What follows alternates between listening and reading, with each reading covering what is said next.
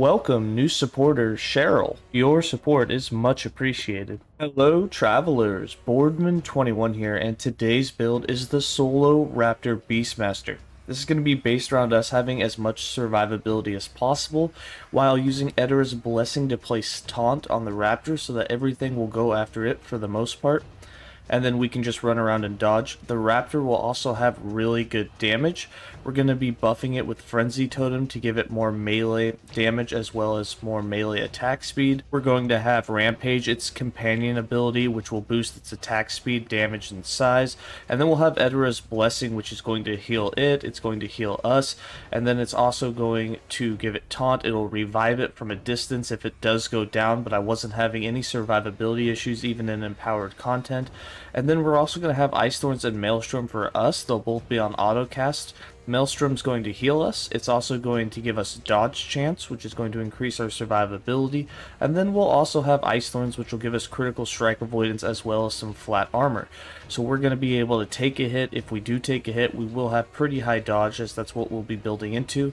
We'll constantly be on the move. If you really wanted, you could even wear the Wings of Argentist on this build for even more damage reduction, because we're not doing any attacking. Now, the Ice Thorns will be going off. It will proc some of your aspects for you since you will be getting hits with it. However, for the most part, we let the Raptor do all of the work. So let's go ahead and get into the skills, the interactions, and just how it all works. For skills, I'm running Eterras Blessing, Summon Frenzy Totem, Summon Raptor, Maelstrom, and Ice Thorns. You don't have to run Ice Thorns. I know some people don't like it. Instead, you can run Warcry. It will become more of a mana management thing because you're going to have everything costing mana. Eterras Blessing costs mana, Summon Frenzy Totem costs mana, using Rampage, the companion ability, will cost mana. Having Maelstrom on autocast, which I would definitely recommend keeping Maelstrom up as it's healing you and giving you flat dodge rating, which is a lot of survivability, is going to cost mana. Ice Thorns is actually the only thing that we have for free. Since we are wearing a two-hander, we can cast it for free, and therefore we get free armor, free critical strike avoidance, and it's going to do a little bit of damage, as well as it's going to be the only thing that's actually doing hits for us, so we can proc like Aspect of the Viper and such. So I do recommend using it, but you can use Warcry instead, which will cost mana, but you can also have Warcry, which will do the Berserker buff, which will affect your Raptor, so you can give him flat added damage as well as attack speed, so it is beneficial for the build as well to make sure that you hit him with it. However, I like Ice Thorns more, and it does give us our critical strike avoidance coverage because we're missing one of the suffixes on our gear. It does get us to that 100% barrier. For Eterras Blessing, we have this set up to heal us. It's also going to put taunt on your companion that you heal, which is going to make all the enemies go after your Raptor instead of you. It's also going to be able to heal your Raptor, and it's going to be able to revive your Raptor if your Raptor does go down. Now, I haven't had my Raptor die yet. I've seen his health drop sometimes, but usually once he starts clearing out the pack, his health just comes right back up. He's got a lot of leech, they've got a lot of health regen. However, if he does go down, you now, instead of having to stand in the circle, can just hit him with Eterras Blessing a couple of times and he'll instantly come back up. You also can reset his companion, so Rampage only lasts for 5 seconds, and it has a 15-second cooldown. However, you will have a 50% chance every time you use Eterras Blessing on your Raptor to reset the companion ability, so it will have the ability to have 100% uptime of Rampage, as long as you have enough mana to keep casting it. Rampage can be quite expensive, but it does give a lot of attack speed and damage boost, as well as the size increase, which size naturally increases threat, and threat means it has more taunt, so enemies will be more likely to go for it instead of you. So for the way I've got this set up is we've got 2 points in Ardent Touch. This increases the minion attack speed, move speed, and cast speed. Now you can put more points in here if you want to boost that up. You can get it all the way up to 30% instead of 12% like I have here. I've got 3 points in Binding Heal, so when we do cast it on the Raptor, we are also healing ourselves. Now these are 3 points you don't need if you have Maelstrom and a lot of healing effectiveness, so that you're already being healed a bunch. I usually spend most of my time at full life anyways because I have high dodge and the mobs really aren't ever going for me. But when you do take a hit, it's always nice when you're spamming Eterras Blessing for you to heal yourself to make sure you're always at full health. If you take those out, you can give the companion, your Raptor, some more attack speed and move speed. I've got 2 points in Encourage. This was to unlock the 1 point for Eterras Furor, which puts the companion taunt on. This is what will make your companion taunt all the enemies. We got 1 point in swift recovery, so that when your companion is down, you have that little duration bar that goes down unless you get in the circle, and then it goes up. When you hit a downed companion with Eterras Blessing, it replenishes 30% of that bar, and then naturally when that bar gets to 100%, your companion is revived, so you can now do it from a distance. And then the 2 points in Encourage not only increases the mana cost, but it gives you a chance to refresh that companion ability, which we have at 50%. So by the time you cast it twice on average, you're going to reset Rampage, which means you can use it again. We got 5 points in Conservation for the mana efficiency, 4 points in Improved Blessing. This increases the healing by 80%, 1 point in Effervescence. So it will now heal over time, so it'll heal half of its amount straight up, and then half of it over the next 4 seconds. Then we have 1 point in Regrowth, so that when the healing over time expires, or after 4 seconds, it heals again for half the value. So you still get the full value out of it, along with an extra half over time, basically is what's happening. But it means that you can just cast it once every 4 seconds, and you're going to have healing that whole time, so you don't have to just sit there and spam it over and over again as soon as you take a hit. For Summon Frenzy Totem, we've got this set up to buff our Raptor as much as possible. We got 4 points in Rapidity to increase the Frenzy effect, so you're going to get a lot of attack speed to your Raptor. 5 points in Beast-style Frenzy gives 20 flat melee physical damage to all companions. When you summon the Frenzy Totem, they'll have this buff for 4 seconds, so that's going to go onto your Raptor. We got 3 points in Revitalizing Totem, 1 point in Symbol of Haste, 1 point in Symbol of Selflessness. This is going to increase the Frenzy Totem effect by another 30%, but it will only affect companions now, which is fine. We don't need the attack speed. 3 points in Warding Totem means that the entire time Frenzy Totem is up, which is 100% of the time, you'll always have it. Your companion is also going to get 60% elemental and physical resistant. That's huge for the Raptor. That's a lot of defense. And then 3 points in Reinforced Totem for that extra health for it and the increased duration, which means it's definitely going to last unless it gets killed until you can cast it again. For Summon Raptor, we have this set up to try and do as much damage and get as much crit chance as possible. So we've got 5 points in Razor Wings. This is going to give it 15 added flat physical damage. We got 1 point in Taste for Flesh. So we gain more damage for 10 seconds every time it kills an enemy. It stacks infinitely.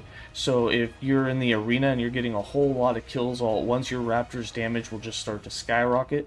Some of the echoes I was clearing with him, where there would be the arena waves you would do, and you'd get like spiders, and you'd get like 20 of them and all 4 of them come out, his damage would go from doing 10k hits to doing 500,000 damage hits. Like, it was crazy. Now that only is temporarily, it doesn't last forever, but for a few seconds you're going to get great damage. If he was low in life, that damage is going to turn into a lot of leech, which is going to turn into his health being full again. We got 3 points in Scent of Blood for 30% more damage against bleeding targets. 2 points in Tear Flesh has an 80% chance on every melee hit the Raptor does to put bleed on the enemies. 4 points in Ravage, so he has 80% more critical strike chance and more critical strike multiplier against bleeding enemies, which after the first hit they'll be bleeding. 1 point in for the Kill for 4% more melee damage per nearby bleeding enemy. You don't have to have this point because typically the Raptor is attacking something until it kills it, so you're not going to have a whole lot of enemies bleeding all at the same time, but it does give you a little boost of damage. Then we got 2 points in Cornered, so that the Raptor will gain damage for each % of missing health, and 3 points in Predator for that 120% increased critical strike chance. We do have a lot of added minion crit between Idols, the Helm, and the chest with those rare fixes, so he has a very high base crit chance, so by getting as much increased crit chance as you can get in the different areas is definitely going to get him towards that 100% crit level. I'm sitting at about 70% crit for the companion in this build. And then we have 1 point in Broken Tooth for 20% more melee attack speed, but there's a 10% chance on every attack to lose 10% of his health, which is fine. You kind of want him to lose that health every now and then. 1, he's going to leech it back, so it's not a big deal, but 2, as his health goes down, he's going to get more damage. If he's missing 20% of his health, he'll do 40% more damage, which is pretty big. For Maelstrom, we have this set up for some lightning strikes for flat dodge. It's on autocast as it's an insta-cast skill, and it's also going to heal us every second. It can also freeze and apply chill for us. We've got 3 points in Whirlpool for the stack duration increase, 1 point in Power of the Storm, so that we will cast lightning every second as long as we're at 6 or more stacks, which we will be at all times. 3 points in sleep-footed gives us 45 flat dodge per stack. We'll have 6 to 7 stacks, so you're looking at having 270 to 315 flat dodge. Having a couple of increased dodge rating on your like chest, on your helm, or having them, you know, wherever you can put them, having 2 or 3 of those on your gear is going to make you have, you know, 1,000 to 2,000 flat dodge just from this, which is going to increase your dodge rating up to about 50%, which is pretty big. 4 points in Calm increases the mana efficiency so that you don't have to worry about mana as much. 2 points in Arctic Blast increases the freeze rate multiplier. Each stack of Maelstrom individually, each second has a freeze rate of 20, so increasing that as much as possible is going to give you some chance to freeze the enemies. It's really just never going to happen. You might freeze some trash mobs here or there when you run by, but bosses, it's not going to happen. 1 point in Sudden Gale turns it into an insta-cast skill with a 2-second cooldown, increases the mana cost, but with that 2-second cooldown you can now put it on auto-cast, and it'll keep you at about 6 to 7 stacks once you have the skill tree filled out. 3 points in Arctic Chill gives it a 60% chance every second to apply chill to enemies inside of its area of effect. And then 3 points in Healing Winds gives it 6 healing per stack of Maelstrom you have every second, which is increased by healing effectiveness. So you'll have 6 to 7 stacks, which means every second you'll be healed for between 36 and 42 health, and that is increased by healing effectiveness. So if you have 200% healing effectiveness, that 36 to 42 becomes 108 to 126 or whatever it ends up being, and that's health healed per second. So that's a lot of health, it's a lot of healing, and since you're not taking a lot of hits, it's nice to run around and not worry about having to get hits or hit anything to leech. You'll just be healed by Maelstrom. For Ice Thorns, like I said, you can switch this for Warcry, but in this build we have it set up as free so we don't have too much mana issues. We got 1 point in Emblem of Might. We are wearing a 2-hander, so there will be a 0 mana cost on the skill for us. We got 1 point in the Nim ability to increase the speed and range of the projectiles. 1 point in Thorn Shield turns Ice Thorns into a shield, so it'll protect you for 1 second and then shoot out. It gives you 40 flat armor. 4 points in Bulb Shield means that every time we cast it, there's a 40% chance that we'll cast it again as a double cast. 1 point in Second Nature turns it into an insta-cast, but gives it a 4-second cooldown. 6 points in Fuleric Tides reduces that cooldown from 4 seconds down to 1 second, and every time we cast it, we also get 30% critical strike avoidance. What's nice about this is that means that if you're missing up to 30% critical strike avoidance, you can get that covered here. It's basically 1 free suffix because you'll be casting it every second for free, so you'll get that full 30. You'll even get more than that occasionally, but you'll get 30 guaranteed at all times. We've got 3 points in Bark Shield, so that we'll get another 60 flat armor, so we're at 100 armor flat per ice shield that we have up. And then 3 points in Eternal Protection increases that duration from 1 second to 1.9 seconds. So it's almost possible without the recast to get 60% critical strike avoidance at all times. But there'll be a 0.1 second there where you might not always have it. But for the most part, you can get between 60 to 90, even higher, of your critical strike avoidance just through the skill, which means if you only have 40 to 60% or 40 to 70% on your gear, you can just throw this on and cover the rest for the most part. For passives, for the base Primalist, we got 4 points in Gift of the Wilderness, 5 points in Primal Medicine, 5 points in Hunter's Restoration, 1 point in Primal Strength, and 5 points in Survival of the Pact for that Leech. As we are doing full melee damage with the minion, that's a lot of Leech for the Raptor, which is going to help keep his life really full.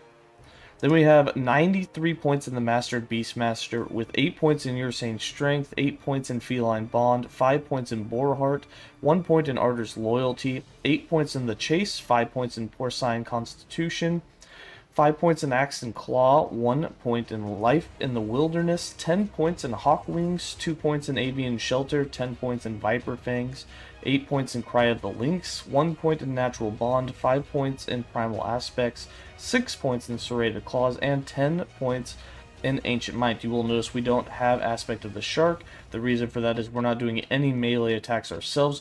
We do have the Viper. The reason we have 10 points here isn't necessarily for the aspect of the Viper, but it is because this gives us 50% attack speed, or in our case, the companion gets 50% melee attack speed, which is really going to increase the attack speed of the Raptor. Then we also have that links that we're building into. You activate the aspect of the links by using Rampage or the companion ability, which you will be able to do quite often. We did put some points into the increased duration so that you can try and keep this Cry of the Links or aspect of the links up for 100% time, because it is going to give a lot more critical strike chance, critical strike multiplier to your companion, which is really going to help the Raptor's damage. So definitely try and use Rampage every now and then. That's why it's going to be pretty important on the gear to get as much mana regen as possible so that you can spam it as much as possible, as you will want to get to about 100% uptime of the links to maximize that damage. Then for idols, items, and blessings. So idols are just kind of like all over the place. Just put whatever you got that works. Some of the 2x2s have minion melee attack speed. You can get up to 23% on this, which is really going to be helpful. And the prefix slot on that, you can also get minion increased healing effectiveness, which means you're going to heal the Raptor for a lot more with Eterras Blessing. So it's actually a pretty good combo. You can wear 4 of those if you have them. You can also mix and match. We got some 1x1s. I just filled them out with resistances that I was missing. We have some stun avoidance. You can get flat dodge if you have it. You can get some void resistance. Lots of different things you can do. You can fit in some 1x2 stout idols that are going to give you increased health, flat health, so you have some more EHP. We have a 1x3 that can give minion melee critical strike chance. That's base critical strike chance, as well as in the suffix can give melee minion damage. That's a big damage boost for the minions. Whether you want to say that's better or worse than wearing the 2x2 for the minion melee attack speed, I would say that the 1x4 talls, the vertical ones, are probably more powerful as they have the increased damage, and of course getting closer to that base critical strike chance to get to that 100% crit chance is going to be, a lot more powerful. Unfortunately, if you wear 2 of these, you can't wear any of the 2x2s. It just doesn't fit anymore. But you can go 1 of these and 2 of the others, and so we went with some base crit chance along with increased damage along with attack speed, as it's kind of like a teeter-totter effect. The more you have of one, the better the other would be, as you have that diminishing return. So we just did a mix and match, and then for the other 1x2 some more health, and just, you can do whatever you want for the 1x1. So you're missing resistance, put them in. You want flat dodge rating, you can do some of that. The other things that you can get in here, if you want more survivability for yourself, you can get your own healing effectiveness in, and then any other sort of minion effects that you want. You could get increased aspect of the links or the duration aspect of the boar. You could run those as well. They're not going to give your companion any more damage, but what they will do is make it easier or increase the effect of the aspects that you do have. For items, these aren't all going to be min-maxed, but this is what I have on my character. For the weapon, we just need increased physical minion damage. That's it. That's all you care about. You also want to make sure it's a two-handed weapon so that you can have Ice Thorns be proccing for free. But other than that, that's it. That's all that matters. The rest of these I'm just going to hover over. But basically we have minion stats, and then for ourselves we have our resistances, and we have dodge rating. That's basically all that we have on our gear. But I will hover over them. Once again, this build planner will be linked below in the description. It will also be linked in the written guide, which is also linked below. For blessings, these aren't all min-max. These are, again, just what I have on my character. They're not all that bad. You don't have to do a two-handed staff. You can get it on a couple of other items, and if you really want, you can wear a one-handed weapon, but again, that's going to make Ice Thorns cost mana. And then we do have our endurance and critical strike avoidance going through blessings. We did get some good rules on those. You do want to get to your 60% endurance as well as your 100% critical strike avoidance, but remember, you do get critical strike avoidance if you are running Ice Thorns. It will give you a chance, which we'll go into right now. Alright, for my character sheet, as you can see, we have just over 1500 health. We're capped on most resistances. We're a little shy on lightning and necrotic. However, survivability was still fine, but you can craft those on gear. I'd recommend, if you have gear exactly like mine, the gloves would be a good slot. You'd lose a little bit of health, but you can get necrotic and lightning on that to cap all of them out. Although I was surviving just fine even in empowered without having them. For armor, we have 24% armor. Again, this is going to skyrocket as you get more of your Ice Thorns up, which I'll show you in a second. And for dodge, this is also going to skyrocket as you have more stacks of Maelstrom. For damage stats, obviously, we're not going for any sort of damage for ourselves. For defense, we have 51% endurance. We have about 400 threshold. And then here we have 84% critical strike avoidance, but again, that's going to cap out once we have Ice Thorns running. For our minion, we have 700% life, we have 280% critical strike multiplier. This is not counting the critical strike multiplier that he would get both from the aspect of the links and what he gets himself, the other 80% inside of his skill tree, or up to 100% against a bleeding target, depending on how many points you put into that. And then he's got about 500% minion physical damage and 300% of global damages. So for defense and for this dodge and armor, if I put Ice Thorns on autocast and Maelstrom on autocast, I'll just show you what we'll get here. Once we get the 6 stacks of Maelstrom up, it'll take about 10 seconds here for us to get everything running. You'll see that we are now sitting at about 30% armor, which is, you know, more than what we had, and we have almost 50% dodge at all times. That's a lot of survivability. It means you're going to dodge half the hits. And then if you also notice, our critical strike avoidance is much higher. We're obviously always capped. There's a chance for us to be higher. It does drop down to 114% for that 0.1 second. So like I said, you don't really want to, you know, depend on any more than 30% critical strike avoidance from it. You do have 60% at almost all times, but that 0.1 second where it does drop down every now and then when no recasts have happened can be worrisome, because it means there will be a chance, if you're depending on that, there'll be a 0.1 second chance of every 2 seconds that you might get killed. So, or get critically struck, which could kill you if it does enough damage. But that's going to be it for that. And then for skill rotation and how to play the build, I put everything on autocast, the Frenzy Totem, Ice Thorns, Maelstrom. And then what we're going to do is, you're going to just, the Raptor will naturally just go around, but we're going to push A here, so he'll attack the dummy. You'll see he has great attack speed, he's doing great damage, critting between 50 and 100k, and then just whenever you need it, you heal him with Eterras Blessing. Try to do this like once every 4 seconds. That way, you know, he's always got his increased size, he's always got his damage increased by 100%, he'll have extra threat, and then of course we're also applying that taunt, which is going to last the 4 seconds. So as long as you're casting Eterras Blessing about once every 4 seconds on him, which it's going to be kind of hard because the totem likes to get in the way a lot of times, but as long as you get that on him, he's going to get that increased damage. You'll notice instantly if you actually hit him, because his size will increase, and then of course that applies the taunt so that everything will go after him instead of you. And then you have the Rampage, which once you put Rampage, you'll notice he's way bigger, his damage is going to skyrocket. He gets really close to that 100% crit once we use Rampage, because it's proccing aspect of the links. So you'll notice we actually have about 80 to 90% crit chance for him. I haven't 100% calculated it, but it's up there around 80 to 90% crit chance for him.